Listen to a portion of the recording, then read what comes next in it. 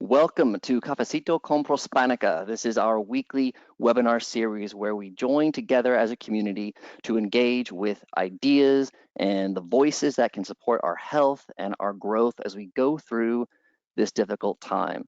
My name is Evan Cleveland. I am the Director of Programs at Prospanica. I'm so excited that you are here to join us today. I'm going to run through as fast as I can some quick announcements before we get started to make sure you know of all the excitement we have going on here at Prospanica. So the very first thing I want to tell you about, even though many programs have been cut because of everything going on, right now our scholarship program is still active. This is for Latino undergraduates and graduate students who are pursuing degrees in their school's College of Business. You can find out everything you need to know at prospanica.org/scholarships. Once again, today I am wearing my Prospanica gear. This is our newest shirt, Generación Líder. This is the latest in our Líder line. So remember, if you want to get your Prospanica shirt, go ahead and make that purchase, because not only are you going to be able to show your pride in this community, you can also support the next generation of leaders, because this supports the scholarship program. So you can see there on the screen, the website is proforma.com/prospanica-gear. You can also just go to prospanica.org and you can click on the store button, which will take you there as well. Finally, the last thing I want to tell everyone about, our virtual career fair. This is coming up April 28th. It is 3 weeks away, slightly less than 3 weeks away. It's from 12 to 3 p.m. Eastern time. This is great if you are just starting out, graduating from the university, or if you are looking for a career change, if you need to make a sudden pivot. This is a great place to connect with companies. New companies are signing up for this all the time. You can find out more about it at bit.ly/pro-career fair. You can also check it out on prospanica.org and find that same information there under the careers tab. There's the virtual career link. Okay, without any further ado, without any further announcements, I want to go ahead and introduce our speaker today. Her name is Tatiana Quaife. She's currently an executive with the Walt Disney Company. She, before that, was a leader with Procter and Gamble. But she's with us today because of some other work that she has dived into, which is around mindsets, the way that we view ourselves, the way that we view and interact with the world around us. And right now is an ideal time to talk about our mindset, how to remain calm and how to remain present. So it's my honor to welcome Tatiana Quaife to Cafecito con Prospanica. Hey, Hello. Tatiana. Hi, how are you, Evan? I'm doing great. Welcome. So one final thing I want to say to everybody is to remember we are going to take questions at the end of the presentation. So go ahead and send them at any point through the GoTo dashboard. I'll be back at the end of the webinar to help with those questions, but for now, I'm just going to get out of Tatiana's way. I already am. You can't see me. So Tatiana, take it away. It is all yours. Wonderful. Well, thank you all so much for being here today. Thank you, Evan, for inviting me to talk to you. I am very excited to talk about the topic of mindset. As Evan mentioned, is more important than ever to really think about how we can manage our mindset through everything that we're all going through. Before I do that, I wanted to just share a little bit more with you about me and my journey so you could have more context and you can know a little bit more who you're talking to. So I'm originally from Brazil. I grew up in São Paulo, Brazil, played sports my whole life. So you see some pictures here of different sports that I played growing up. And since I was a little girl, I've always dreamed of being an executive at a big company. I used to carry my dad's briefcase around and wear my mom's heels, and that was my big dream, which is really weird because I think a lot of kids have other types of exciting dreams. Yeah, I wanted to be an executive. So everything that I did throughout my life were steps to kind of help me get closer to that dream. And so with that, when I was 18, I moved to the US to go to college by myself. And I went to Indiana University and had a great time there. I got to play soccer, got some different scholarships, and really, I'm grateful because I also met my husband there, my college sweetheart, and that's why a big reason why I decided to stay in the U.S. After undergrad, I actually went to work for a company called Cummins. They make heavy duty engines, and I worked in supply chain for a couple of years, and I learned a lot. I also learned that's not what I wanted to do in the long term. So I actually went back to get my MBA at Indiana University. I wanted to study marketing and join a consumer packaged goods company. So after that, I joined Procter & Gamble in Cincinnati, and I was at P&G for 6 years. I often joke that it was continued education for 6 years. P&G is such an incredible company. I learned so much from leadership and marketing standpoint. I'm forever grateful for all of it. It's just after a while, I realized I was doing what I liked and what I was good at, but I was selling soap. And I realized I wanted to do that for a company and a brand that I was more passionate about, that I felt a greater sense of purpose. So I did some soul searching. Around that time, my daughter, who's now 8, turned 3, and I took her to Walt Disney World. My parents flew in from Brazil, and we had this great trip, and I saw Disney through her eyes. And when I did that, I realized, that's it, I want to work for Disney. But I didn't know anybody that worked at Disney. Disney didn't recruit at Indiana University. So I went on LinkedIn and started to network. Actually found a person that went to business school with me that was working at Disney, connected with him, and he put me in contact with a couple of people. And eventually a great role opened up on Disney Cruise Line, and I joined the company. It's going to be almost 5 years now in June. I was 2 years on Disney Cruise Line out in Florida.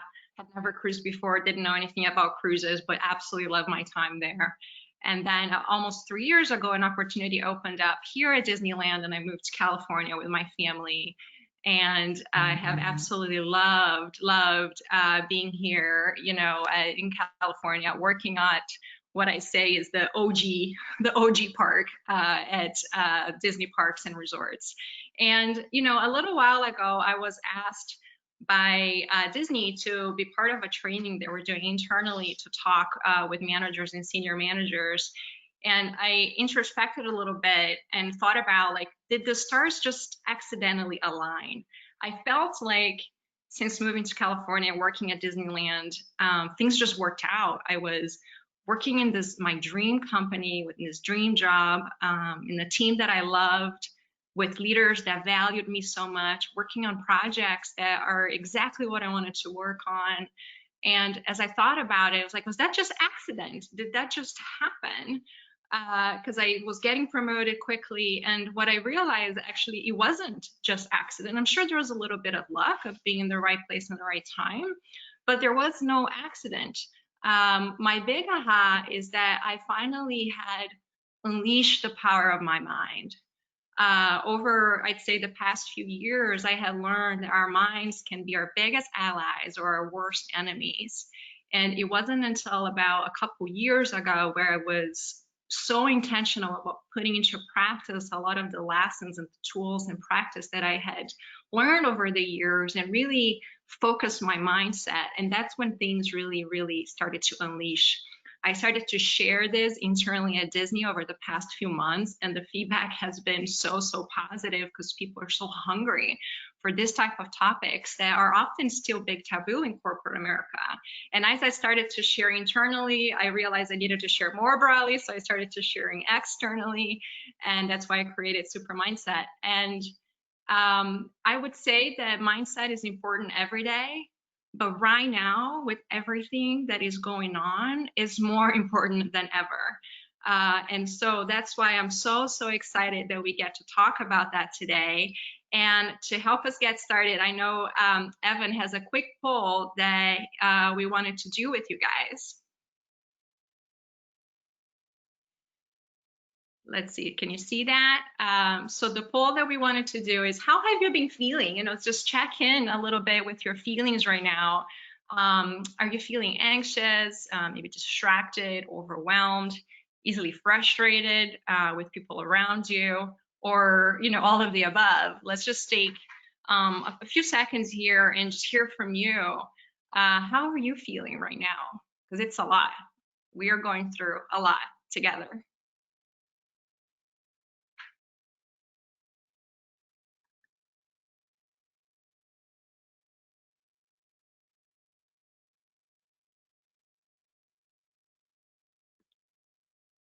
What do we see? Anxious, distracted, overwhelmed, easily frustrated, and most of us, all of the above. And that's right. I'll share. I'll tell you, I am feeling the same way. We're all in this together, right? And I think that's what's so important for us to realize right now is that we are in this boat together. It is normal to feel all of those things. And that's why it's important not to judge, not to feel bad about it. And that's why what I wanted to share with you today are some tips, some tools, some practices that I've learned over the years that have helped me. And they're honestly helping me so much right now. And I'm like putting all of this into practice. I feel like we're having a crash course on mindset right now. And we have an opportunity to develop that even further. What I'll go through with you today, I'm not a doctor. I'm not, I'd say, an expert. This is just me sharing with you my personal experience and tools. And I just hope that it helps. I hope that you can take something that you can start putting into practice with everything that's going on right now. The first thing I wanted to share was when I had my big aha around the importance of mindset. It actually happened. I was about 3 years into P&G, and things just didn't work out for me for a few months. Like I didn't get the assignment I wanted to get. I didn't get the promotion I wanted to get. I didn't get the review I wanted to get or the rating I wanted to get, or I felt like I deserved.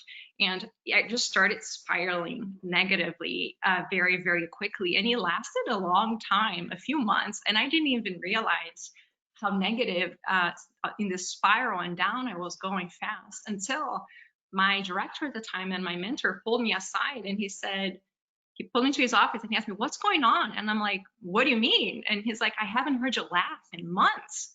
And if you know me, I laugh very loudly. You can hear me down the hallway in any normal given day. And I just started crying in his office because he was right. And I didn't know. I hadn't realized that I had been in this downward spiral and I didn't know what to do. So he asked me, "Have you heard of the Blue Train?" I'm like, "No, what are you talking about?" And he told me about this book, Writing the Blue Train, and it explained that you're either in the blue train or the red train. The blue train, you feel positive, things work out, you're optimistic, you're energetic. And when you're in the blue train, things are flowing. When you're in the red train, you feel stuck, negative, anxious, fearful, and you just feel stuck. Things are not flowing for you. And he's like, you're either on one or the other at all times. And the biggest thing you can do is realize when you're in the red train and do what you got to do to get back on the blue train. And that was a big aha for me. And I realized I was like, wow, I can manage this. If I can become aware and manage when I'm in the blue train and figure out how to remain in the blue train, that's very exciting for me. And that's where my journey started.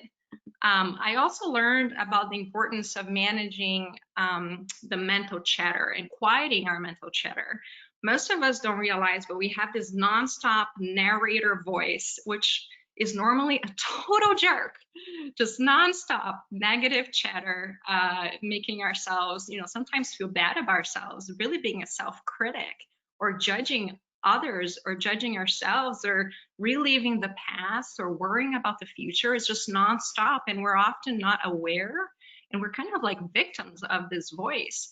And after I went through the down spiral, something, very negative potentially happened to me. I was diagnosed with early stage breast cancer. And it was very scary. I was young, but I took it as an opportunity to sort of realign my life and my priorities and revisit things.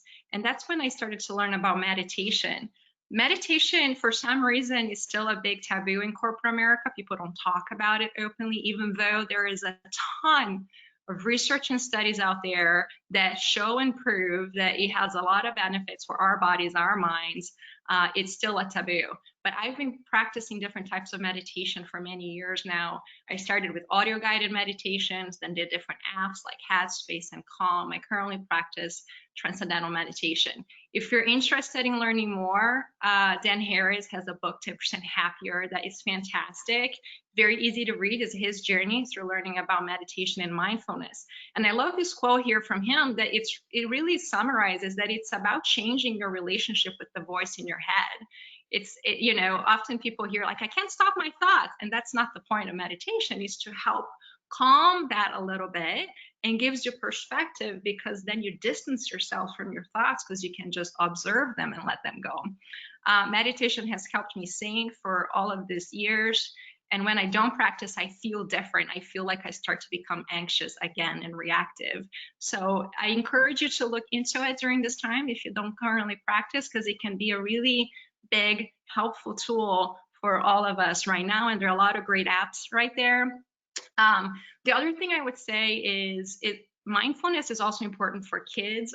Like I mentioned, I have an 8-year-old daughter, and she's also going through a lot. You know, she can't go see her friends. She's not going to school. We're all closed in our home here in California. It's difficult for her as well.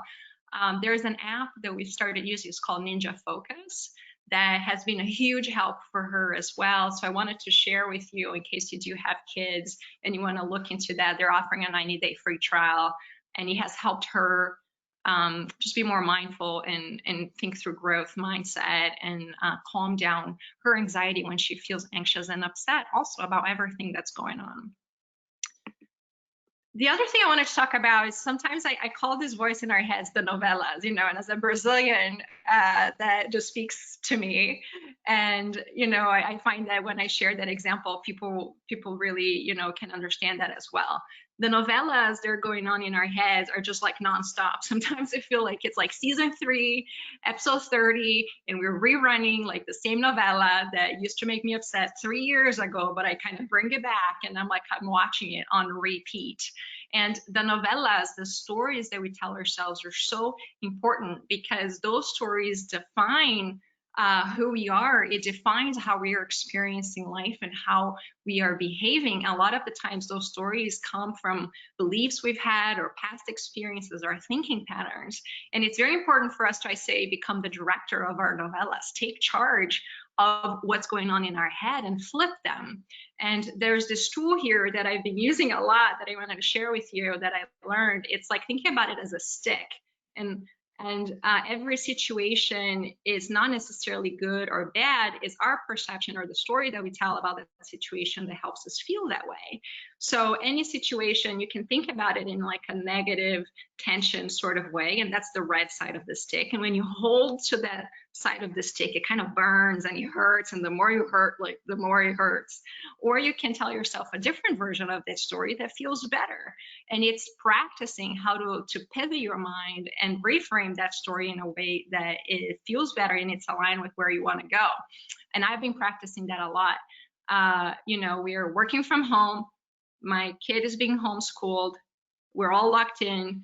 It's crazy. It's completely insane. And we're all in this together, right? But I could tell myself a story that makes me feel guilty, right? Because I feel bad. I'm not productive at work the same way I used to be. And I'm not like a great mom a lot, because I'm in meetings, you know, and my daughter just wants attention. She wants to play. She wants me to be present with her.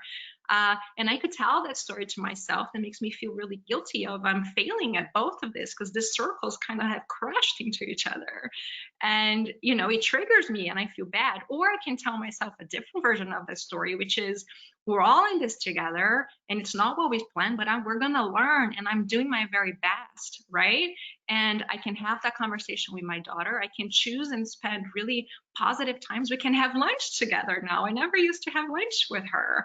And we do little dance parties after lunch and we connect for a few minutes before I have to go back to my meetings. So there are the stick and these stories that we can tell to ourselves in a different way. And I would encourage you to do that.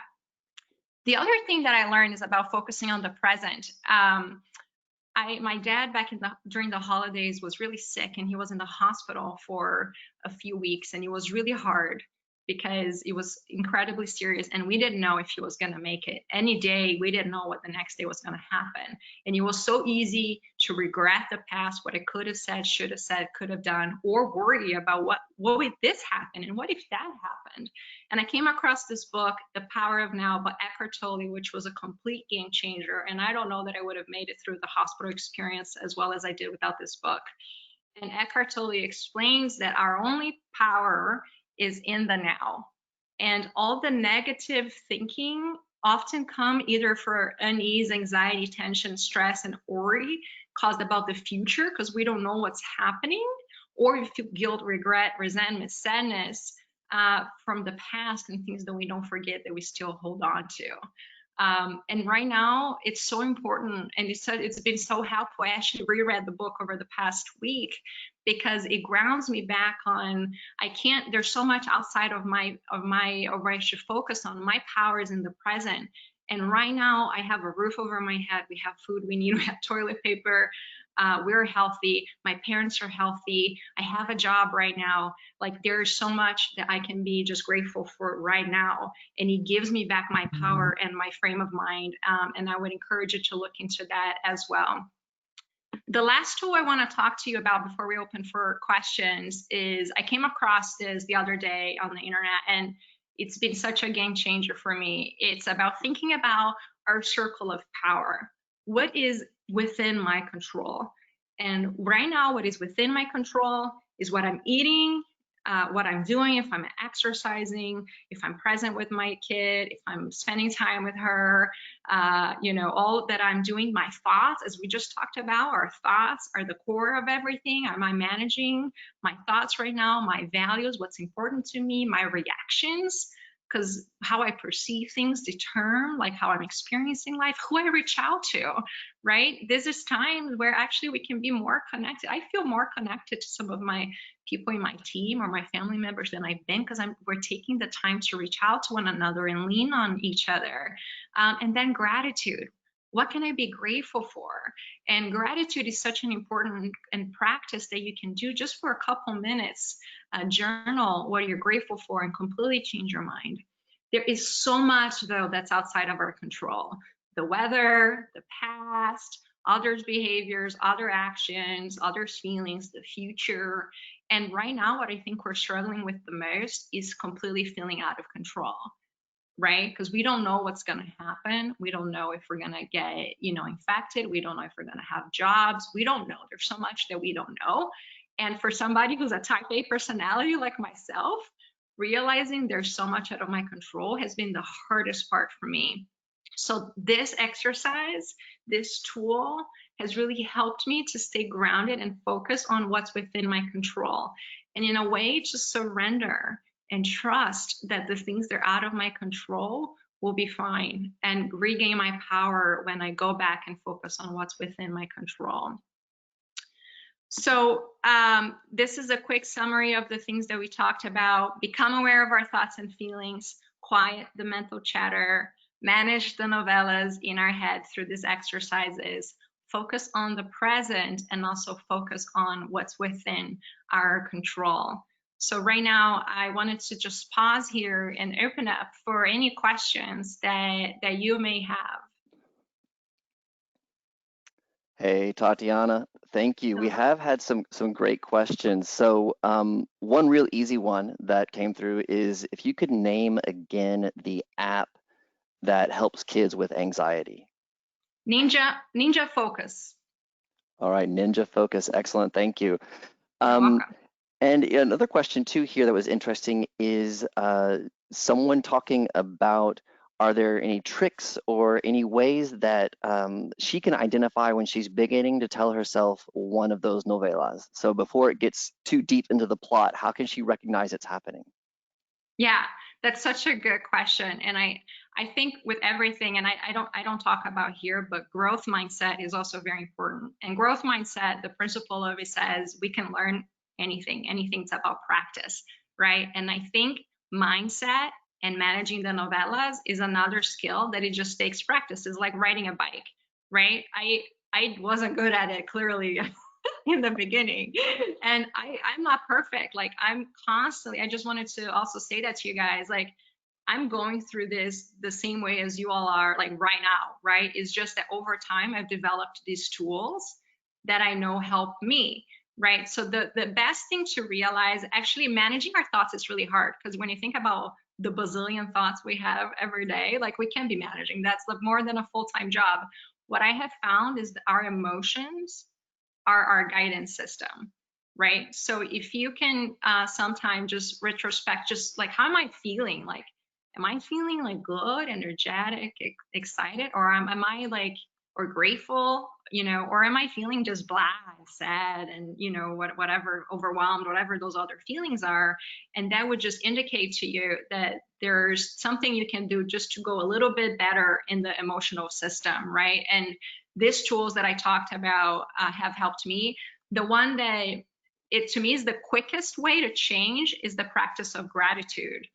And what I do every night, I take like 2 minutes right now and I just write down for 2 minutes things I'm grateful for, because it's a very easy way to sort of reframe our heads. And there's so much that we can be grateful for right now. And once we just do that exercise, it kind of helps us pivot a little bit. Yeah, that's helpful. I think too, thinking through what you're saying there about just checking in might help a little bit with this next question too, which is a little bit more specific. Like, how do you deal with the feeling of not having enough time? And the person who's asking is saying they often feel like they won't be able to do something right because they don't have enough time to prepare for it. So that time sort of preoccupation. Yeah, that's such a great question.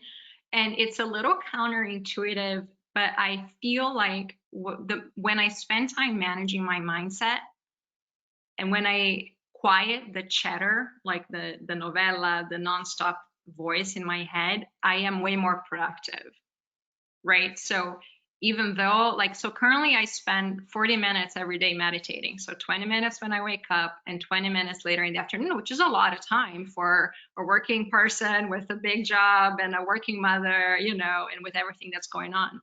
But I actually find that when I can quiet my mindset and become more focused, I'm way more productive, because we spend so much time in the novellas in our head that distract us and take away our focus. So if you can regain a little bit of this calmness and presence, you will feel like you will get a lot more done with your time. But I think right now we need to show a little bit of love and self-compassion, right?